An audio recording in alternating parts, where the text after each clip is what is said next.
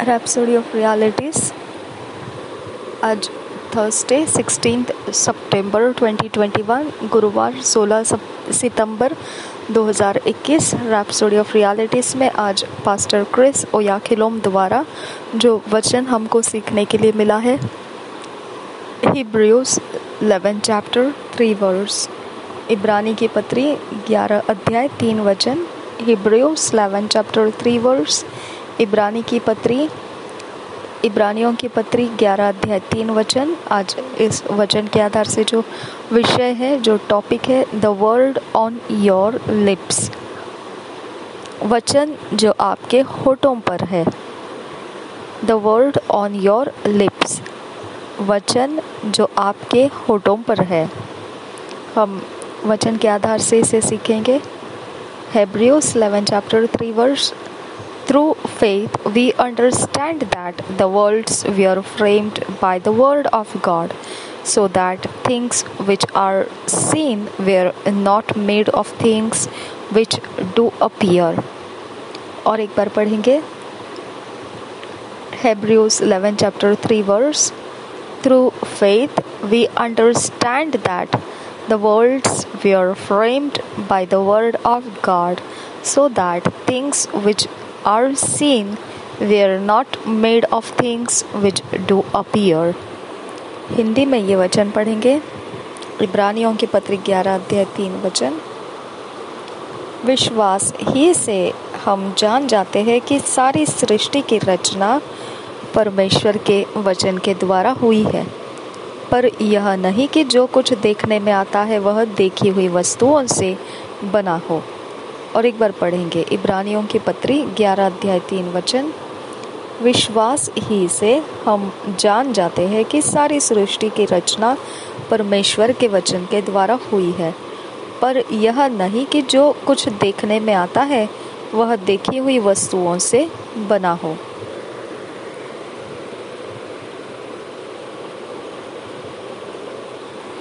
There are three important words to note in our theme verse. They are framed, words and world.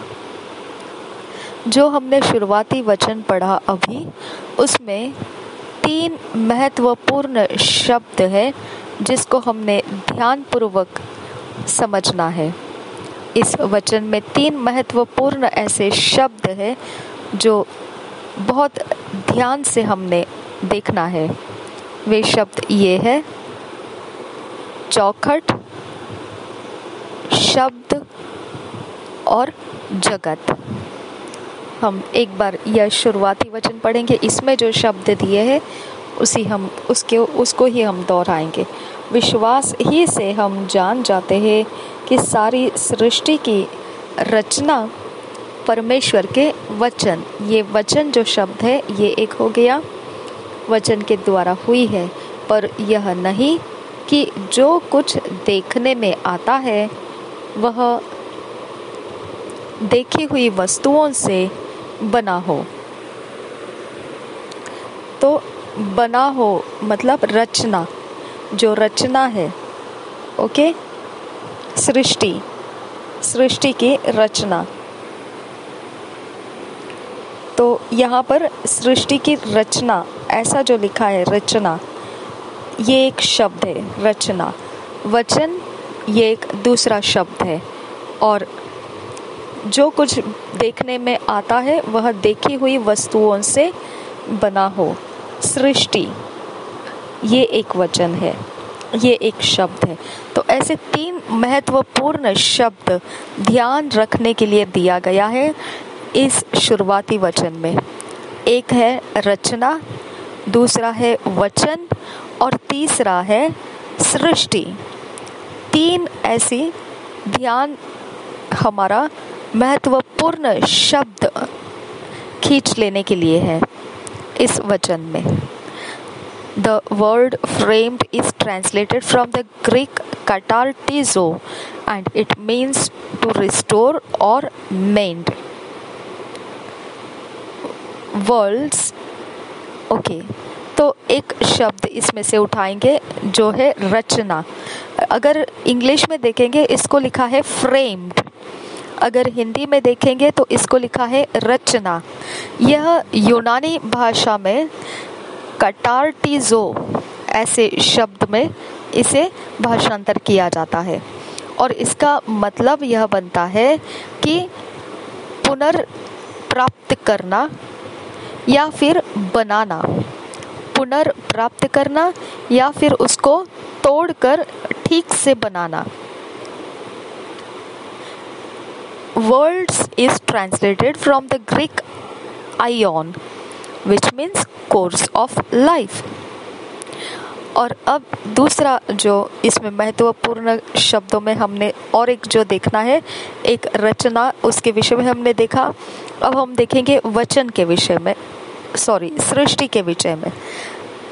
सृष्टि के विषय में देखेंगे तो यूनानी भाषा में जो शब्द भाषांतर करके आया है आइऑन, जिसका मतलब बनता है जीवन के दौर, जीवन का दौर, जीवन का मार्ग। द स्ट्रक्चर एंड एडमिनिस्ट्रेशन और seasons and times of one's life on earth. इसमें और भी इसका मतलब बनता है कि ऐसा ढांचा और व्यवस्था या फिर मौसम और समय जो एक को दिया जाता है एक जीवन बोलकर इस पृथ्वी के ऊपर, ये उसका मतलब बनता है। Word on the other hand is translated from the Greek word rhema and it means the spoken and active word to a specific person for a specific purpose at a specific time। अब और एक जो शब्द महत्वपूर्ण 3 शब्दों में से बाकी रह गया है वो है वचन। वचन अगर दूसरे शब्दों में इसके बारे में कहा जाए तो यह भाषांतर किया हुआ अगर शब्द है यूनानी में तो रेमा, यह शब्द उसका उपयोग किया गया है रेमा यूनानी भाषा में भाषांतर के लिए। वचन को रेमा कहा गया है और इसका मतलब बनता है मुंह से बोला गया वचन और कार्य में चल रहा ऐसा वचन। किसी को खास तरीके के व्यक्ति को ऐसा दिया गया शब्द, कार्य में चलने वाला शब्द दिया गया, किसी खास उद्देश्य से दिया गया है और खास समय में दिया गया है, ये इसका मतलब बनता है। From the foregoing we observe that the ions were framed, mended, restored by the word rhema of God। हम देखते हैं कि चलती हुई जो पीढ़ी का समय है, जो चल रहा समय, युग का समय है, हम ये बात को गौर कर सकते हैं कि ये आयोन्स जो है यह रचना करा है, उसको ठीक से ढांचे में रखा गया है और पुनर्प्राप्त किया है, उसको दोबारा से ले लिया गया है परमेश्वर के बोले गए वचनों में से, जिसे हम रेमा वचन भी कहते हैं। The expression rhema of God as you find in the New Testament is never applied to God talking by himself, but to God putting his word in man's heart for man to speak। अगर इस वचन का मतलब जो है परमेश्वर से बोला गया शब्द, तो इसको हम बोलते हैं रेमा यूनानी भाषा में। तो अगर परमेश्वर का रेमा वचन व्यक्त करना है जैसे नए नियम में हमको मिलता है, तो जैसे हम उसको देखते हैं, कभी भी परमेश्वर अपने आप से उसको बोल नहीं रहा है, कि वो वचनों को अपने ऊपर लागू करेगा, ऐसा नहीं कर रहा है। वो वचनों को, जो परमेश्वर के रेमा वचन है, जो उसके मुंह से बोले गए शब्द रेमा वचन है, आप देखेंगे नया नियम जो है वह परमेश्वर खुद को बोल नहीं रहा है और वह खुद के ऊपर उसको लागू भी नहीं कर रहा है, परंतु वह क्या कर रहा है, उन रेमा वचनों को देकर वह परमेश्वर उन वचनों को लेकर मनुष्यों के हृदय में डाल रहा है। और ये कारण से ऐसा कर रहा है, उनके हृदयों में परमेश्वर के बोले गए वचन इसलिए परमेश्वर रख रहा है क्योंकि परमेश्वर चाहता है कि मनुष्य उन शब्दों को अभी बोले। So, our theme verse does not mean that God was framing the ions. It means that men framed their world's courses of life by using the word of God they uttered रेमा। तो इसका जो शुरुआती वचन का मतलब बनता है वह इस प्रकार से नहीं बनता है कि परमेश्वर जो जीवन का दौर है, जो समय है, जो एक खास तरह से उसे पुनर्प्राप्त करना है, एक ठीक ढांचे में उसको बिठाना है, उसको दुरुस्ती करना है। अगर ऐसा देखा जाए तो परमेश्वर वो नहीं कर रहा है। परमेश्वर वो नहीं कर रहा है। परमेश्वर ने मनुष्य की सृष्टि की है कि वह खुद अपनी सृष्टि को जिस तरह का जीवन उनको चाहिए उस तरह का मार्ग वो खुद तैयार करे बोलने के द्वारा। परमेश्वर के वचनों को, रेमा वचनों को बोलने के द्वारा उसका उपयोग करना है, वचनों का उपयोग करना है और फिर सृष्टि को, अपने सृष्टि को, जीवन के मार्ग क्रमण को उन्होंने खुद तैयार करना है, दुरुस्त करना है, रचना करना है, पुनर्प्राप्ति करना है। परमेश्वर के बोले गए वचनों को बोल बोल कर, रेमा वचनों को बोल बोल कर। With Rema, you give shape, structure and beauty to your world, to your life. You construct the conditions, what your world and life should be like, with the word on your lips. रेमा शब्द, रेमा वचन जो है वह आपको आकार देता है, आपको ढांचा बनाकर देता है और जो आपके जगत की, सृष्टि की सुंदरता है वह आपके जीवन को वह सुंदरता देता है। आप निर्माण करते हैं, तैयार करते हैं परिस्थितियों को। जैसा जगत आपको चाहिए और जीवन आपको चाहिए उस तरीके की परिस्थितियां आप खुद तैयार करते हैं। परमेश्वर के वचनों को आपके होठों पर लेकर, आपके होठों पर परमेश्वर के वचन के साथ अपनी सृष्टि को आप तैयार करते हैं। What's your life like today? तो आज आपका जीवन किस तरीके का है? Do you want a life of ever increasing grace, glory and dominion? क्या आप चाहते हैं आपके जीवन में सदा बढ़ते रहने वाला अनुग्रह हो, महिमा हो और प्रभुता हो? The key is your mouth. इसकी कुंजी जो है वह आपका मुंह है। इसकी चाबी जो है वह आपका मुंह है। It makes no difference what obtains presently in your ion. You can mend what needs mending. You can restore what needs restoration. You can fix anything that's been ruined. इससे कोई फर्क नहीं पड़ता है कि अभी के समय में आपके दौर, जीवन का जो दौर है, समय है, उसमें आपको क्या मिला है। कोई परवाह नहीं, कोई फर्क नहीं पड़ता है। आप अपने समय को, अभी के समय को जैसा आपको चाहिए वैसा दुरुस्त कर सकते हैं। जिस प्रकार से आपको पुनर्प्राप्ति करना है, ज़रूरत के अनुसार आप उसे पुनर्प्राप्ति कर सकते हैं।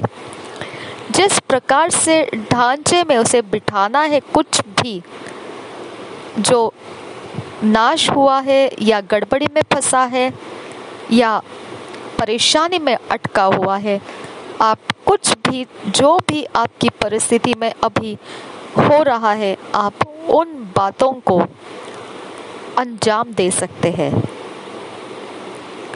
You can quell terror and put a halt to the malicious destructions and havoc the devil seeks to wreak in your world, life, family, city, or country, or in the lives of your loved ones, by uttering the word of God that your spirit has taken a hold of. आप कुचल सकते हैं कोई भी ऐसा भय, डर, दहशत को, और आप रोक लगा सकते हैं किसी भी प्रकार के दुष्टता के द्वारा होने वाले, किए जा रहे विनाश को। और जो भी शैतान ने हंगामा लगाए रखा होगा कि किसी दुर्बल को वो ढूंढ रहा होगा आपके जगत में, जीवन में, परिवार, शहर या आपके देश में या फिर आपके प्रियजनों के जीवनों में, तो आप उसको भी रोक लगा सकते हैं।